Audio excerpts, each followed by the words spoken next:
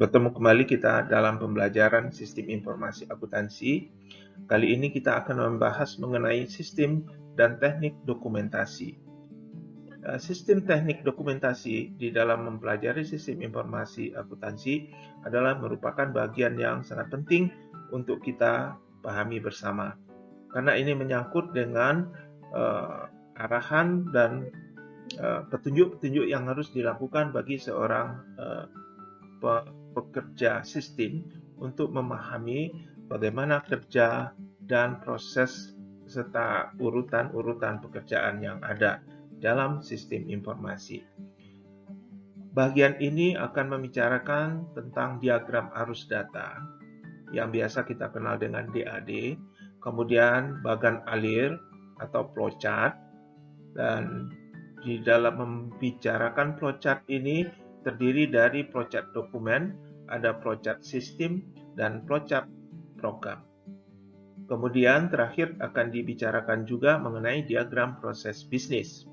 Nah, materi ini akan disampaikan oleh Aziz Bayu Hadi dan Eka Lydia Rizka serta Suci Ramadan. Pelaksanaan pembelajaran ini dilaksanakan pada Program Studi Pendidikan Akuntansi Fakultas Ekonomi Universitas Negeri Jakarta tahun 2002. Nah, mari kita saksikan bersama penyampaian yang akan disampaikan oleh penyaji berikut ini. Terima kasih. Bismillahirrahmanirrahim. Assalamualaikum warahmatullahi wabarakatuh. Halo teman-teman semua. Pada kesempatan kali ini kami akan membahas mengenai materi sistem teknik dokumentasi. Di sini saya tidak sendiri, saya ditemani oleh dua teman saya. Sebelumnya izin memperkenalkan terlebih dahulu, saya Aziz Bayu Hadi, kemudian rekan saya Eka Lydia Rizka dan Suci Ramadan. Baik, sesuai dengan pembahasan yang saya singgung di awal-awal tadi, bahwa kami akan membahas mengenai materi sistem teknik dokumentasi. Maka dari itu akan ada 3 materi besar. Yang pertama mengenai diagram arus data, kemudian bagan alir, kemudian yang terakhir adalah diagram proses bisnis. Dan untuk selanjutnya mengenai diagram arus data akan dijelaskan oleh rekan saya, Suci. Diagram arus data atau data flow diagram menjelaskan arus data dalam organisasi secara grafis. Diagram ini menggunakan 4 simbol pertama untuk mempresentasikan 4 elemen dasar, yaitu ada sumber dan tujuan data, arus data, proses transformasi, dan penyimpanan data. Sumber data atau data source adalah entitas yang menghasilkan atau mengirimkan data yang dimaksudkan ke dalam sistem. Tujuan data atau data destination adalah entitas yang menerima data yang dihasilkan oleh sistem. Arus data atau data flow adalah pergerakan data di antara proses, penyimpanan, sumber, dan tujuan. Dan untuk proses ini adalah mempresentasikan transformasi data. Dan terakhir ada penyimpanan data atau data store adalah tempat data disimpan. Slide selanjutnya ada simbol diagram arus data. Simbol pertama bernama sumber dan tujuan data. Simbol ini berisi orang dan organisasi yang mengirim data ke dan menerima data dari sistem yang diwakili oleh kotak persegi. Tujuan data juga disebut sebagai data sinks. Kedua yaitu arus data. Arus data ke dalam atau keluar proses disajikan oleh garis lengkung atau lurus dengan panah. Ketiga ada proses-proses transformasi. Proses yang mentransformasikan data dari input ke output diwakili oleh lingkaran. Lingkaran ini disebut sebagai gelembung atau bubbles. Keempat, penyimpanan data. Penyimpanan data diwakili oleh 2 garis horizontal. Dan terakhir ada pengendalian internal. Pengendalian internal menggunakan simbol segitiga. Pengendalian internal diberi nomor dan tabel yang menjelaskan pengendalian internal. Elemen-elemen diagram arus data dasar. Figur ini menunjukkan bahwa input untuk memproses C adalah arus data B yang datang dari sumber data A. Output proses C adalah arus data E dan arus data E dikirim ke tujuan data J. Proses F menggunakan arus data D dan G sebagai input dan menghasilkan arus data I dan G sebagai output. Arus data G datang dari dan mengembalikan ke penyimpanan data H. Arus data I dikirim ke tujuan K. Slide berikutnya ada diagram arus data dari proses pembayaran pelanggan. Figur ini memberikan judul spesifik untuk setiap proses yang digambarkan dalam figur sebelumnya. Figur ini akan digunakan untuk menguji 4 elemen dasar diagram arus data secara lebih mendetail. Berikut pembagian pembayaran dan permintaan pelanggan. Diagram ini menunjukkan 2 garis karena permintaan pelanggan L tidak selalu menyertai pembayaran yaitu B. Jika diwakili oleh data yang sama, elemen-elemen yang terpisah dan tujuan keduanya yang berbeda tidak jelas, dan diagram arus data lebih sulit untuk diinterpretasikan. Slide berikutnya ada sub pembagian diagram arus data. Diagram arus data dibagi ke dalam level-level yang lebih rendah untuk memberikan jumlah detail yang semakin meningkat. Karena beberapa sistem dapat secara penuh dibuat menjadi diagram pada satu lembar kertas. Selain itu, pengguna memiliki kebutuhan yang berbeda, dan berbagai level dapat lebih baik untuk memenuhi permintaan yang berbeda. Level diagram arus data tertinggi disebut sebagai diagram konteks atau konteks diagram, karena memberikan level ringkasan tinjauan sistem kepada pembaca. Ini menggambarkan sistem pengolahan data dan entitas yang merupakan sumber dan tujuan sistem input dan output. Dan di sini terdapat contoh diagram konteks untuk pemrosesan penggajian dalam mendokumentasikan prosedur pemrosesan penggajian pada suatu perusahaan. Sistem pemrosesan penggajian menerima data kartu waktu atau time card dari departemen yang berbeda dan data karyawan dari sumber daya manusia.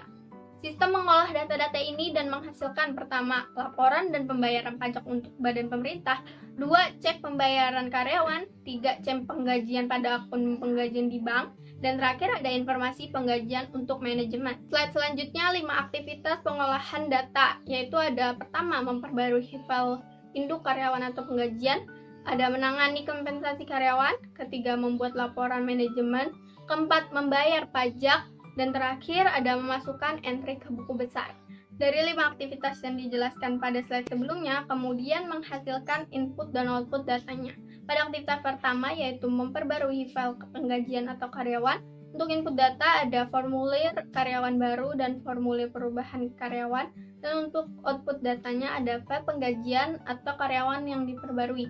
Pada aktivitas kedua yaitu membayar karyawan, untuk input datanya ada kartu waktu, file penggajian karyawan, dan tabel tarif pajak, sedangkan outputnya ada cek karyawan, registrasi penggajian, file penggajian atau karyawan yang diperbarui, dan voucher pengeluaran kas penggajian.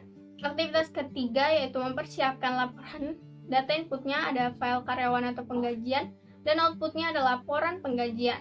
Kemudian aktivitas keempat ada pajak pembayaran untuk data inputnya, berupa file karyawan atau penggajian, kemudian data outputnya ada laporan pajak, pembayaran pajak, voucher pengeluaran kas pajak penggajian, dan ada file karyawan atau penggajian yang diperbarui. Selanjutnya aktivitas terakhir yaitu memperbarui buku besar, untuk data inputnya berupa voucher pengeluaran kas pajak penggajian dan voucher pengeluaran kas penggajian, dan untuk output datanya berupa buku besar yang diperbarui. Selanjutnya bagan alir.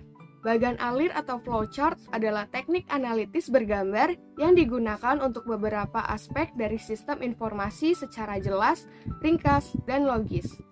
Pada bagan alir ini mencatat cara proses bisnis dilakukan dan cara dokumen mengalir melalui organisasi.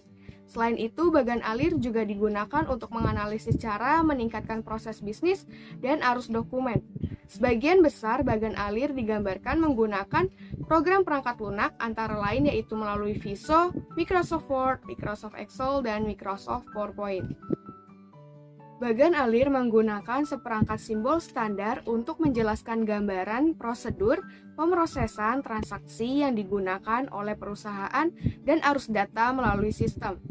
Simbol bagan alir dibagi menjadi 4 kategori. Yang pertama yaitu simbol input atau output, menunjukkan input ke atau output dari sistem. Yang kedua yaitu simbol pemrosesan, menunjukkan pengelolaan data baik secara elektronik atau dengan tangan. Yang ketiga, simbol penyimpanan, menunjukkan tempat data disimpan. Yang keempat yaitu simbol arus dan lain-lain, menunjukkan arus data, di mana bagan alir dimulai dan berakhir, keputusan dibuat, dan cara menambah catatan penjelasan untuk bagan alir. Berikut simbol bagan alir secara umum. Yang pertama terdapat bagian simbol input atau output. Pada bagian ini terdapat simbol dokumen. seperti yang dapat kita lihat pada tabel berikut ataupun pada buku Rumi. Pada simbol dokumen ini menggambarkan dokumen baik berupa laporan elektronik ataupun kertas.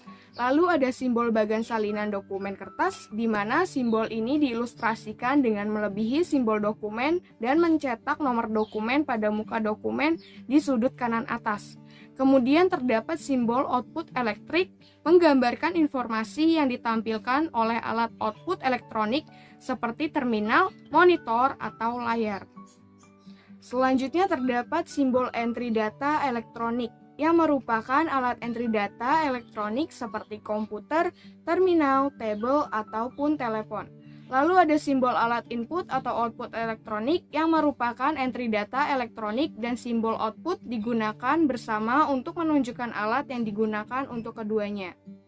Selanjutnya, pada simbol bagan alir secara umum terdapat simbol pemrosesan yang terdiri dari simbol pemrosesan komputer, merupakan fungsi pemrosesan yang dilakukan oleh komputer, biasanya menghasilkan perubahan dalam data atau informasi. Kemudian ada simbol operasi manual, di mana operasi pemrosesan dilakukan secara manual. Lalu ada simbol penyimpanan yang terdiri dari simbol database, merupakan data yang disimpan secara elektronik dalam database. Kemudian terdapat simbol pita magnetis, data yang disimpan dalam pita magnetis yaitu pita yang merupakan media penyimpanan backup yang populer. Selanjutnya ada simbol pemrosesan komputer, di mana fungsi pemrosesan yang dilakukan oleh komputer yaitu menghasilkan perubahan dalam data atau informasi. Kemudian simbol operasi manual, merupakan operasi pemrosesan yang dilakukan secara manual.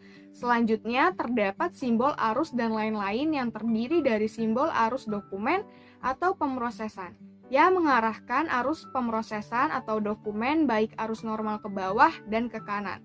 Kemudian ada simbol hubungan komunikasi yang merupakan transmisi data dari satu lokasi geografis ke lokasi lainnya via garis komunikasi. Selanjutnya terdapat simbol konektor dalam halaman, di mana menghubungkan arus pemrosesan pada halaman yang sama, penggunaannya menghindari garis yang melintas pada halaman. Lalu ada simbol konektor luar halaman, yang merupakan entry dari, keluar ke, dan halaman lain. Kemudian terdapat simbol terminal yang merupakan awal, akhir, atau titik interupsi dalam proses yang juga digunakan untuk mengindikasikan pihak luar. Lalu ada simbol keputusan yang merupakan langkah pembuatan keputusan. Dan yang terakhir terdapat simbol anotasi atau catatan tambahan yang merupakan tambahan komentar deskriptif atau catatan penjelasan secara klarifikasi. Jenis-jenis bagan alir. Yang pertama yaitu bagan alir dokumen. Bagan alir dokumen atau dokumen flowchart dikembangkan untuk mengilustrasikan arus dokumen dan data antar area pertanggungjawaban dalam organisasi. Pada bagan alir dokumen ini terdapat dua jenis khusus bagan alir. Yang pertama, bagan alir pengendalian internal atau internal control flowchart. Digunakan untuk menjelaskan, menganalisis, dan mengevaluasi pengendalian internal. Bagan tersebut digunakan untuk mengidentifikasi kelemahan atau efisien sistem. Lalu yang kedua yaitu bagan alir sistem atau sistem flowchart, menggambarkan hubungan antar input, pemrosesan, penyimpanan, dan output sistem. Berikut merupakan contoh bagan alir dokumen. Jadi di sini ada terminal departemen, lalu terdapat simbol dokumen kartu waktu, kemudian terdapat proses manual mempersiapkan cek pembayaran yang dihasilkan dari dokumen arsip tabel pajak yang menghasilkan 5 dokumen multi yang sama, di mana yang hanya ditulis pada dokumen pertama saja. Jika berbeda, maka harus diberikan keterangan satu persatu lalu masuk ke arsip A. Selanjutnya sumber daya manusia pada simbol terminal, lalu beralih ke dokumen data karyawan baru dan perubahan karyawan, kemudian ke proses manual dan ke arsip, lalu ke proses manual, kemudian menghasilkan dokumen manual dan masuk ke B dan B menyambung ke dokumen manual laporan pajak. Lalu proses manual mempersiapkan pembayaran pajak dan voucher pengeluaran pajak, kemudian menghasilkan dokumen 5 lapis dan masuk ke arsip D dan C. Jadi cara membacanya yaitu melihatnya melalui buku Rumi. Selanjutnya terdapat pedoman dalam mempersiapkan bagan alir. Yang pertama yaitu memahami sistem, lalu mengidentifikasi entitas untuk dibuat bagan alir. Yang ketiga, mengelola bagan alir secara jelas, labeli semua simbol konektor halaman, lalu gambar sketsa kasar dalam bagan alir, dan gambarlah salinan final bagan alir. Pada jenis bagan alir yang kedua yaitu bagan alir program, di mana bagan alir program atau program flowchart dapat menghasilkan urutan proses logis yang dilakukan oleh komputer dalam mengeksekusi program. Bagan alir program menjelaskan logika khusus yang digunakan untuk melakukan proses yang ditunjukkan pada bagan alir sistem. Berikut merupakan contoh bagan alir program, di mana diawali terminal penjualan yang terdapat output elektrik tampilan data penjualan. Dengan catatan tambahan entry data elektronik, masukkan data penjualan, kemudian pemrosesan komputer dengan mengedit data penjualan yang menghasilkan dokumen tanda terima pelanggan dan berhubungan dengan memperbaharui database yang terdapat database piutang, persediaan penjualan dan buku besar, lalu terdapat sistem pemrosesan permintaan yang menghasilkan output data status akun pelanggan, status persediaan, dan analisis penjualan. Selanjutnya, berikut juga merupakan contoh lain pada bagan alir program. Ya, selanjutnya yang terakhir adalah diagram proses bisnis. Diagram proses bisnis adalah cara visual untuk menjelaskan langkah-langkah atau aktivitas dalam proses bisnis. Contohnya adalah pada aktivitas siklus pendapatan. Di dalam aktivitas ini terdapat menerima pesanan, mengecek kredit pelanggan, dan bahkan sampai mengonfirmasi penerimaan pesanan pelanggan. Dalam mempersiapkan diagram proses bisnis, tentu kita perlu pedoman-pedoman tertentu. Nah, apa saja pedoman-pedoman tersebut? Nah, ada 7 pedoman dalam mempersiapkan diagram proses bisnis. Yang pertama, mengidentifikasi dan memahami proses bisnis. Yang kedua, mengabaikan komponen-komponen tertentu. Dan yang ketiga, memutuskan seberapa mendetail yang dimasukkan. Kemudian yang keempat, mengelola bagan alir. Kemudian yang kelima, memasukkan setiap proses bisnis dalam diagram. Dan yang keenam, menggambar sketsa kasar DPD. Kemudian yang terakhir, ketujuh, menggambar salinan final DPD. Berikutnya adalah simbol-simbol dalam diagram proses bisnis. Yang pertama bisa kita lihat di sana ada lingkaran dengan garis luar yang tipis, itu bernama mulai. Mulai atau permulaan proses diwakili oleh lingkaran kecil tadi. Dan yang kedua adalah akhir. Akhir ini dipresentasikan oleh lingkaran kecil bergaris tebal di luar. Dan yang ketiga, aktivitas dalam proses itu diwakili oleh persegi yang sisinya tumpul, atau penjelasan aktivitas ditempatkan dalam persegi. Selanjutnya masih mengenai simbol-simbol yang digunakan dalam proses bisnis. Yang selanjutnya adalah belah ketupat. Nah, belah ketupat ini untuk keputusan yang dibuat selama proses. Nah, untuk penjelasan keputusannya ditempatkan di dalam belah ketupat tersebut. Kemudian selanjutnya adalah arus. Arus ini ditunjukkan oleh panah. Kemudian selanjutnya adalah informasi anotasi. Informasi yang membantu menjelaskan proses bisnis yang dimasukkan ke dalam DPB. Dan jika dibutuhkan, panah yang tebal digambar dari penjelasan simbol. Selanjutnya adalah contoh dari diagram proses bisnis. Kita bisa lihat di situ ada karyawan baru. Aktivitas yang dilakukannya adalah melengkapi formulir untuk karyawan baru. Kemudian akan diteruskan kepada penggajian jika dia diterima, dan kemudian dari penggajian tersebut akan dipotong untuk hutang-hutang pajak, dan ketika sudah lunas hutang pajaknya maka oleh pemilik akan di-approve untuk penggajiannya. Setelah itu akuntan akan menghapus, memperbarui buku besar dan membatalkan voucher jurnal. Baik, itu tadi materi yang dapat kami sampaikan. Mohon maaf bila ada salah kata dalam penyampaian materi.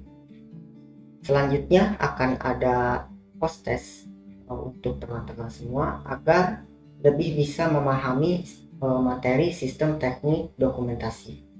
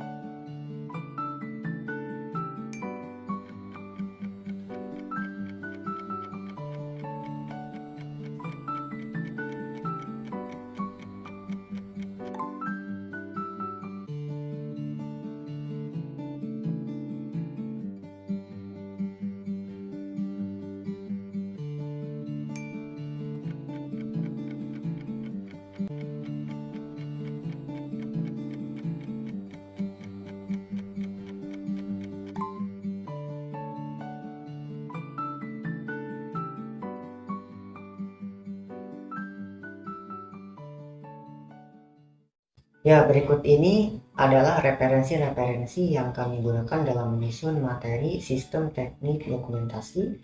Bisa teman-teman lihat di sana.